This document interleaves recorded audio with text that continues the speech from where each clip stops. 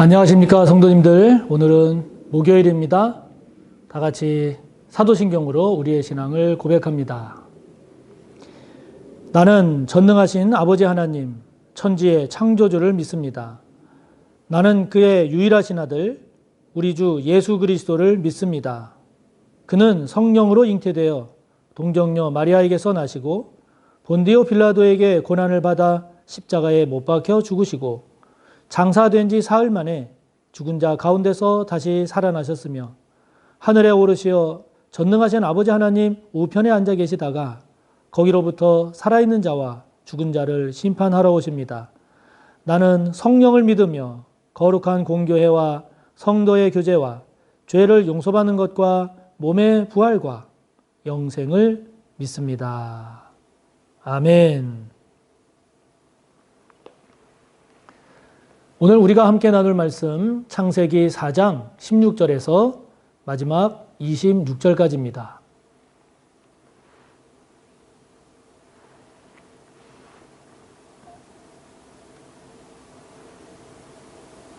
창세기 4장 16절에서 마지막 26절까지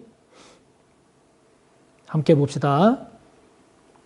가인이 여호와 앞을 떠나서 에덴 동쪽 놋 땅에 거주하더니 아내와 동침하매 그가 임신하여 에녹을 낳은지라. 가인이 성을 쌓고 그의 아들의 이름으로 성을 이름하여 에녹이라 하니라. 에녹이 이랏을 낳고 이랏은 무후야엘을 낳고 무후야엘은 무드사엘을 낳고 무드사엘은 라멕을 낳았더라. 라멕이 두 아내를 맞이하였으니 하나의 이름은 아다요 하나의 이름은 실라였더라. 아다는 야발을 낳았으니 그는 장막에 거주하며 가축을 치는 자의 조상이 되었고 그의 아우의 이름은 유발이니 그는 수금과 퉁소를 잡는 모든 자의 조상이 되었으며 실라는 두발 가인을 낳았으니 그는 구리와 쇠로 여러 가지 기구를 만드는 자요 두발 가인의 누이는 나아마였더라.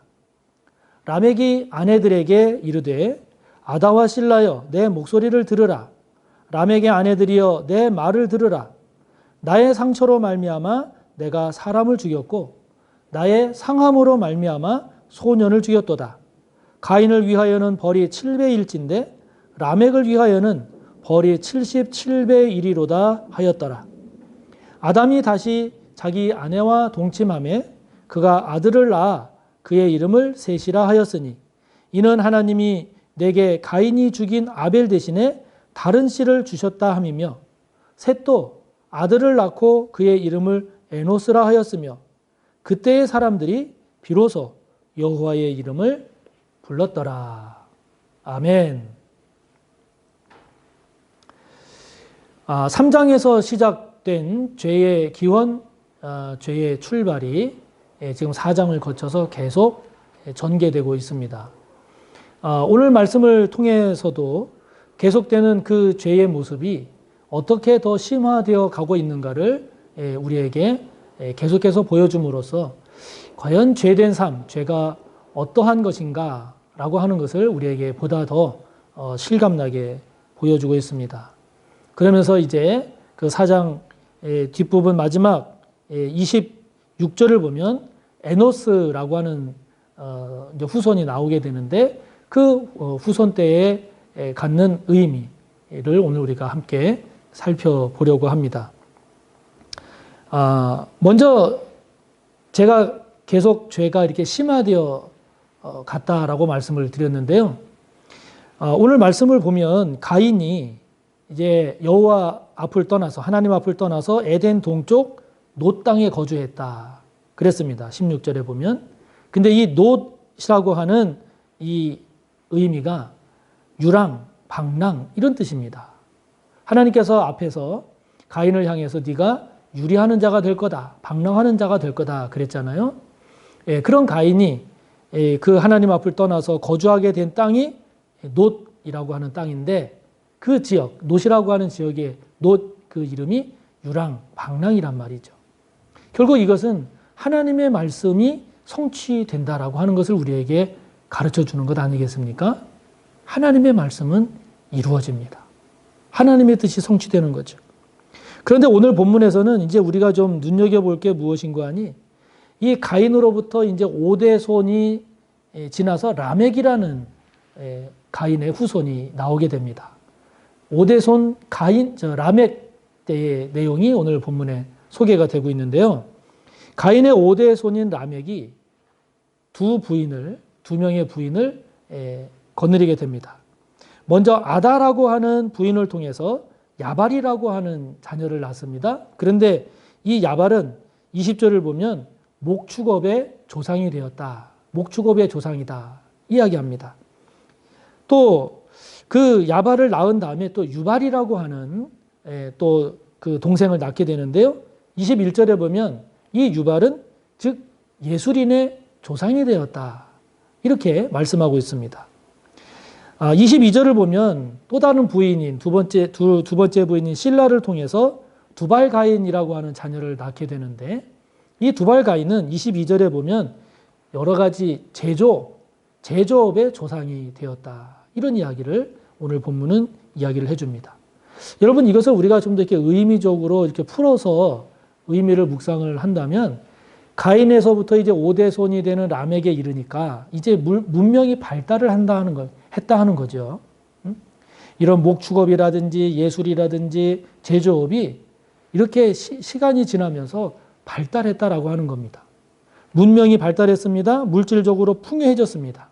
그런데 문제는 뭐냐면 23절과 24절에 람에게 고백에서 나오는 것처럼 죄가 더 심화되어 갔다는 겁니다. 죄에 대한 생각이, 죄를 향한 삶의 모습이 더 아주 심각해졌다 하는 거죠. 어떻게 심각해져 갔습니까? 람եկ이 고백하지 않습니까? 자기를 상해만 입혀도, 몸을 상하게만 해도 죽이겠다는 것 아니겠어요? 또 하나님께서 가인을 죽인 자에게는 벌을 7배를 더하겠다라고 하지 않으셨습니까? 그런데 오늘 람եկ이 얘기하는 건 뭡니까?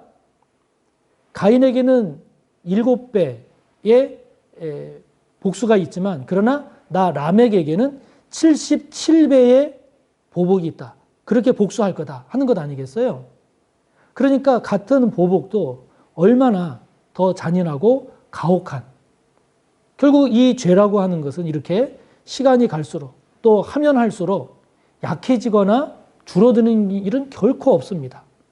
그 죄된 삶이 계속 가게 되면 죄는 심화되고 커지고 심각해져서 결국 그 삶의 끝이 어떻게 되겠습니까?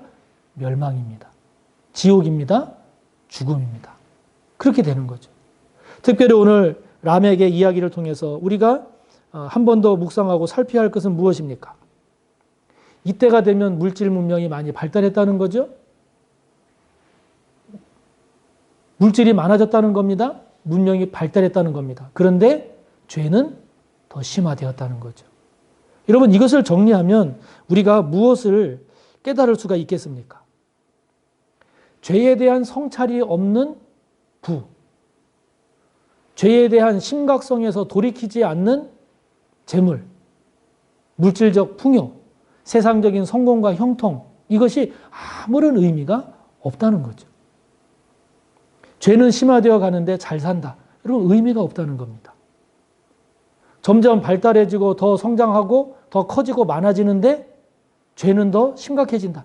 여러분 이거는 하나님 앞에 의미가 없다는 것을 말하죠. 그렇다면 오늘 우리의 삶을, 우리의 신앙과 우리의 생각을 살펴봐야 하지 않겠습니까? 저와 여러분은 물질적인 풍요나 이 세상에서 그래도 먼저 성공하고 형통해야 된다라고 하는 생각이 우선하십니까? 아니면 하나님과의 관계, 죄의 문제를 정리하는 것을 더 중요하고 심각한 문제로 받아들이십니까? 여러분, 이것은 양자를 택일하라 이런 차원을 얘기하는 게 아닙니다. 하나님을 선택하면 물질을 버려라. 물질을 택하려면 하나님을 버려라. 양자택일의 문제가 아니라 과연 저와 여러분은 무엇을 더 우선시하고 있느냐 하는 거죠. 무엇을 더 중요하게 여기느냐 하는 겁니다. 저와 여러분 모두를 축복하고 바라기는 물질적인 풍요보다 하나님과의 관계를 더 소중히 여길 줄 아는. 그래서 하나님과의 관계는 무너졌는데 그럼에도 불구하고 그냥 잘 살기를 바라는 그러한 우리들의 삶의 모습이 하나님 앞에서 결코 복되지 않는다라는 이 사실을 깊이 성찰하고 또 고백하는 우리 모두가 되기를 바라는 것입니다. 자, 근데 여러분, 오늘 말씀을 보면 25절, 26절에 보면 아담과 하와가 다시 자녀를 하나 낳습니다. 그게 셋입니다. 셋째 아들이죠. 셋이라고 하는 아들을 낳습니다. 그 아들을 낳으면서 이렇게 고백을 합니다. 25절을 보면 죽은 아벨 대신에 다른 씨를 하나님이 주셨다. 이런 고백을 합니다. 여러분, 이 고백이 갖는 의미는 뭘까요? 하나님은 당신의 뜻을 결코 놓지 않으십니다. 가인을 통해서 죄된 것으로 하나님과의 관계가 단절되었다라고 하면 하나님은 다른 방법을 통해서라도 하나님과의 관계를 새롭게 하는 일을 행하신다는 거죠. 행하신다는 겁니다. 죽음으로 끝나지 않는 의인의 역사입니다. 죽음으로 끝나지 않는 하나님의 역사를 우리에게 말씀하고 있죠. 그러면서 마지막 26절에 보면 그 셋이 아들을 낳는데 에노스라는 아들을 낳았어요. 그런데 이 에노스 때에 사람들이 비로소 여호와의 이름을 불렀다라고 성경은 우리에게 말씀하고 있습니다. 공동번역 성경이나 세번역 성경을 보면 그때 사람들이 비로소 여호와의 이름을 불렀다라고 하는 이 내용을 어떻게 번역을 하고 있는 거 아니? 주의 이름을 불러 예배하기 시작했다. 야훼의 이름, 즉 하나님의 여호와의 이름을 불러 예배하였다. 이렇게 번역을 하고 있습니다.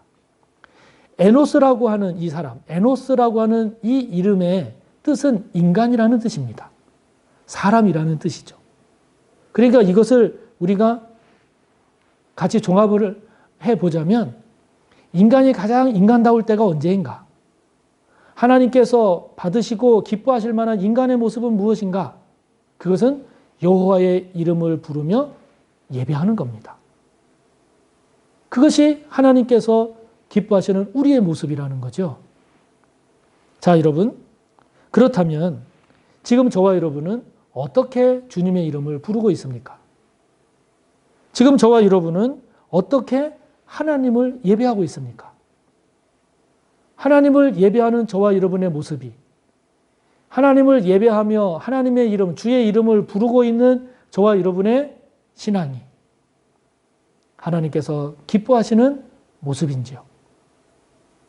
저와 여러분 모두를 축복하기는 주님을 부르고 하나님을 예배하는 저와 여러분의 이 모습이 하나님이 가장 기뻐하시는 모습임을 기억하면서 예배자가 온전한 예배자가 되기를, 주님을 부르되 우리의 주님의 부름이 주님의 기쁨이 되는 저와 여러분의 신앙이요 삶이 되기를 축복하는 것입니다. 이렇게 주님을 부르고 예배를 드리는 것이 차선으로 밀리지 않기를 바랍니다. 다른 거 다 한 다음에 하나님께 예배하는 것이 아니라 주님을 부르고 하나님을 예배하는 것이 저와 여러분의 인생과 신앙과 삶에서 그 무엇보다 우선하는 중요한 것임을, 그것을 잘 세워감으로 하나님이 찾으시고 기뻐하시는 복된 저와 여러분이 되시기를 축복합니다. 하늘에 계신 우리 아버지, 아버지의 이름을 거룩하게 하시며 아버지의 나라가 오게 하시며 아버지의 뜻이 하늘에서와 같이 땅에서도 이루어지게 하소서.